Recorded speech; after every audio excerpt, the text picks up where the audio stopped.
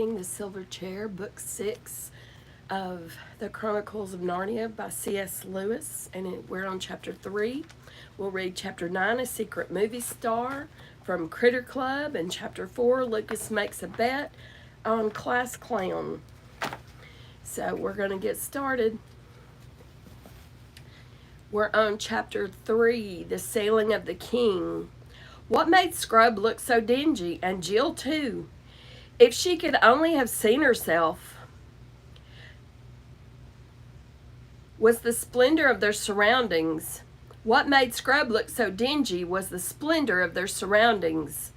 I had better describe them at once. Through a cleft in those mountains, which Jill had seen far inland as she approached the land, the sunset light was pouring over a level lawn. On the far side of the lawn, its weather vanes, glittering in the night, rose a many-towered and many-turreted castle, the most beautiful castle Jill had ever seen. On the near side was a quay of white marble, and moored to this, the ship, a tall ship with high forecastle and high poop, gilded in crimson, with a great flag at the masthead, and many banners waving from the decks, and a row of shields bright as silver. Along the bulwarks, the gangplank was laid to her, and at the foot of it, just ready to go on board, stood an old man.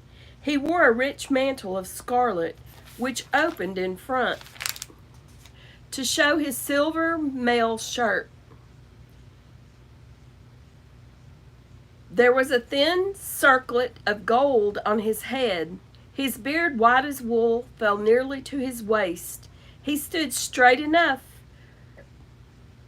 leaning one hand on the shoulder of a richly dressed lord who seemed younger than himself. But you could see he was very old and frail. He looked as if a puff of wind could blow him away, and his eyes were watery.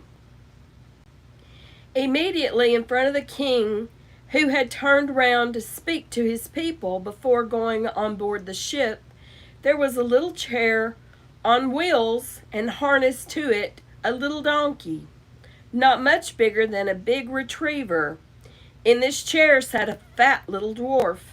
He was as richly dressed as the king, but because of his fatness, and because he was sitting hunched up among cushions, the effect was quite different.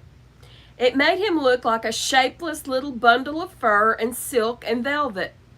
He was as old as the king, but more hale and hearty, with very keen eyes. His bare head, which was bald and extremely large, shone like a gigantic billiard ball in the sunset light. Farther back in a half circle stood what Jill at once knew to be courtiers. They were well worth looking at for their clothes and armor alone. As far as that went, they looked more like a flower bed than a crowd. But what really made Jill open her eyes and mouth as wide as they would go was the people themselves, if people was the right word, for only about 1 in every 5 was human. The rest were things you never see in our world: fawns, satyrs, centaurs.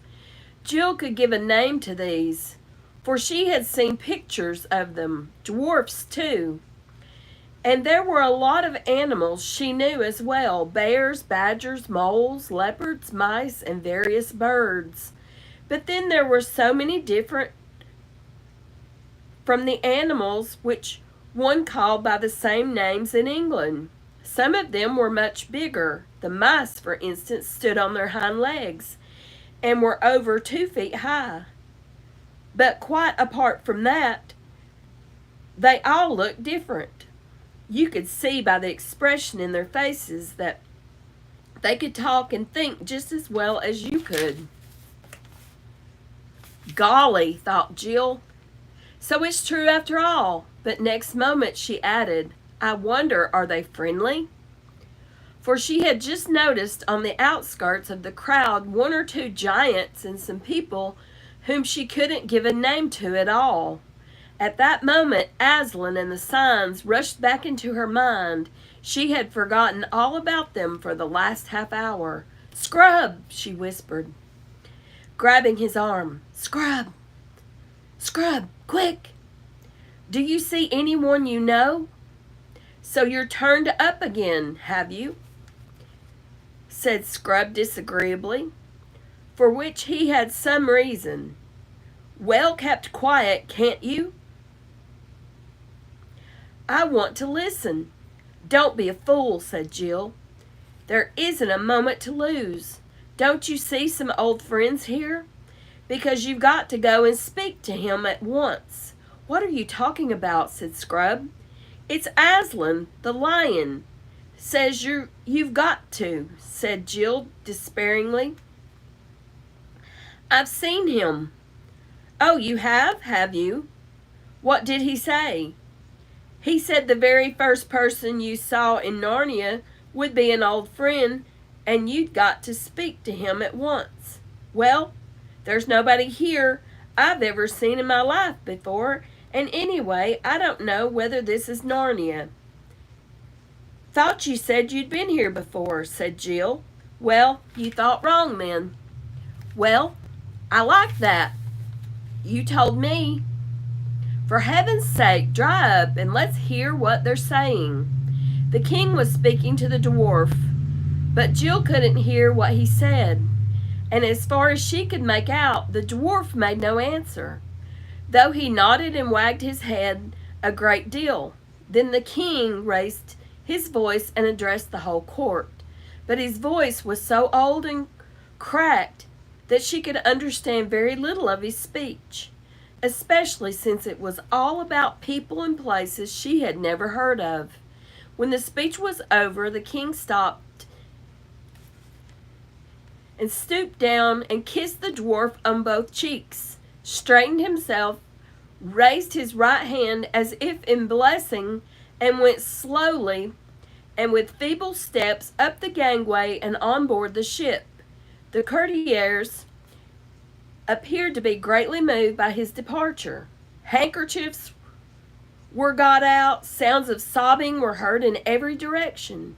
The gangway was cast off, trumpets sounded from the poop, and the ship moved away from the quay. It was being towed by a rowing boat, but Jill didn't see that. "Now," said Scrub, but he didn't get any further because at that very moment a large white object, Jill thought for a second that it was a kite, came gliding through the air and alighted at his feet. It was a white owl, but so big that it stood as high as a good-sized dwarf. It blinked and peered as if it were short-sighted, and put its head a little to one side and said in a soft hooting kind of voice, "Too-woo, too-woo, who are you two?" "My name's Scrub, and this is Pole," said Eustace. "Would you mind telling us where we are?" "In the land of Narnia at the king's castle of Cair Paravel." "Is that the king who's just taken ship?" "Too true, too true," said the owl sadly, shaking its big head. "But who are you?" "There's something magic about you two. I saw you arrive. You flew. Everyone else was so busy seeing the king off that nobody knew. Except me. I happened to notice you. You flew." "We were sent here by Aslan," said Eustace in a low voice. "Too-woo, too-woo," said the owl, ruffling out its feathers. "This is almost too much for me. So early in the evening, I'm not quite myself till the sun's down. And we've been sent to find the lost prince," said Jill, who had been anxiously waiting to get into the conversation. "It's the first I've heard about it," said Eustace. "What prince?" "You had better come and speak to the Lord Regent at once," it said. "That's him over there in the donkey carriage." Trumpkin, the dwarf. The bird turned and began leading the way, muttering to itself, "Woo, to woo, what a to do!" "I can't think clearly yet. It's too early." "What is the king's name?" asked Eustace. "Caspian the 10th," said the owl, and Jill wondered why Scrub had suddenly pulled up short in his walk and turned an extraordinary color. She thought she had never seen him look so sick about anything, but before she had time to ask any questions, they had reached the dwarf, who was just gathering up the reins on his donkey and preparing to drive back to the castle. The crowd of courtiers had broken up and were going in the same direction by ones and twos and little knots, like people coming away from watching a game or a race. "To-woo! Ahem! Lord Regent," said the owl, stooping down a little and holding its back near the dwarf's ear.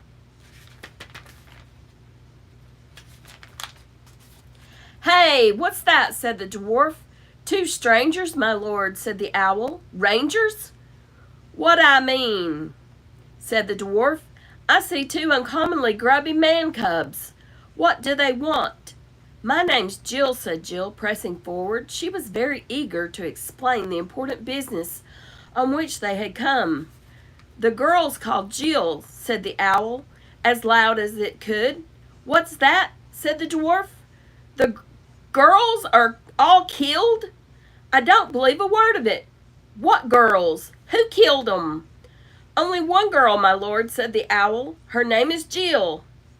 Speak up," said the dwarf. "Don't stand there buzzing and twittering in my ear." "Who's been killed?" "Nobody's been killed," hooted the owl. "Who?" "Nobody." All right. You needn't shout. I'm not so deaf as all that. What do you mean by coming here to tell me that nobody's been killed? Why should anyone have been killed?" "Better tell him I'm Eustace," said Scrub. "The boys?" "Eustace, my lord," hooted the owl, as loud as it could. "Useless," said the dwarf irritably. "I dare say he is. Is that any reason for bringing him to court?" "Hey! Not useless," said the owl. "Eustace."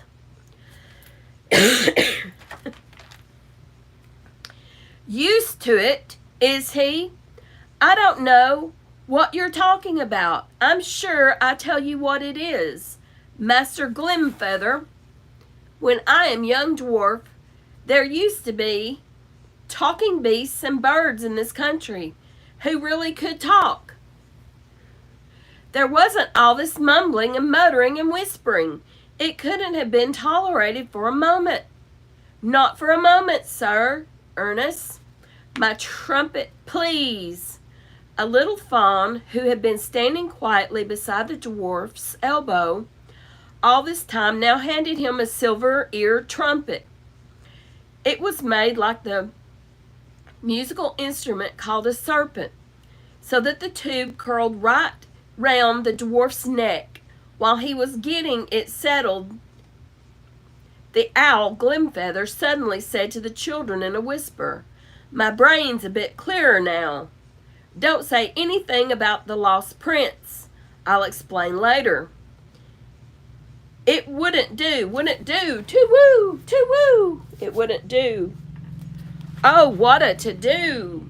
Now," said the dwarf, "if you have anything sensible to say, Master Glimfeather, try and say it. Take a deep breath and don't attempt to speak too quickly." With help from the children, and in spite of a fit of coughing on the part of the dwarf, Glimfeather explained the strangers had been sent by Aslan to visit the court of Narnia. The dwarf glanced quickly up at them with a new expression in his eyes. "Sent by the lion himself, hey?" he said. "And from the other place, beyond the world's end, hey?" "Yes, my lord," bawled Eustace into the trumpet. "Son of Adam and daughter of Eve, hey?" And the dwarf, "But people at Experiment House haven't heard of Adam and Eve, So Jill and Eustace couldn't answer this, but the dwarf didn't seem to notice. "Well, my dears," he said, taking first one and then the other by the hand and bowing his head a little, "you are very heartily welcome. If the good king, my poor master, had not this very hour set sail for 7 Isles, he would have been glad of your coming. It would have brought back his youth to him for a moment. And now it's high time for supper. You shall tell me your business in full council tomorrow morning, Master Glimfeather. See that bedchambers and suitable clothes and all else are provided for these 2 guests in the most honorable fashion. And Glimfeather, in your ear."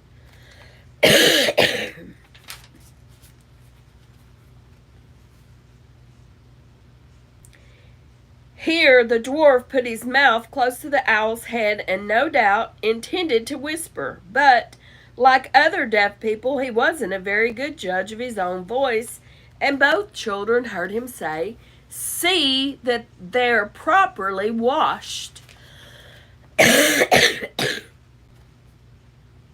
After that, the dwarf touched up his donkey. Excuse me. And it set off toward the castle as something between a trot and a waddle. It was a very fat little beast, while the fawn and the owl and the children followed at a rather slower pace. The sun had set and the air was growing cool.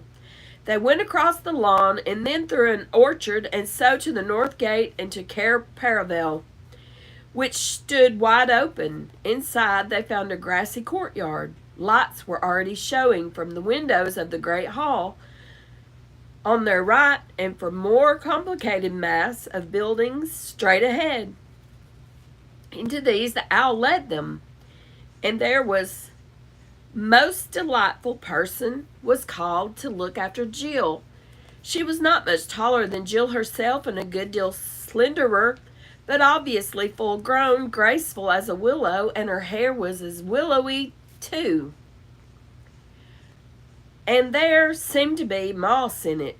She brought Jill to a round room in one of the turrets, where there was a little bath sunk in the floor, and a fire of sweet-smelling woods burning on the flat hearth, and a lamp hanging by a silver chain from the vaulted roof. The window looked west into the strange land of Narnia, and Jill saw the red remains of the sunset still glowing behind the distant mountains. It made her long for more adventures and feel sure that this was only the beginning. And we're going to leave off right there, and we'll finish tomorrow because it's getting rather late. And so I'm going to leave you right there, and I'll see you next time. Bye-bye.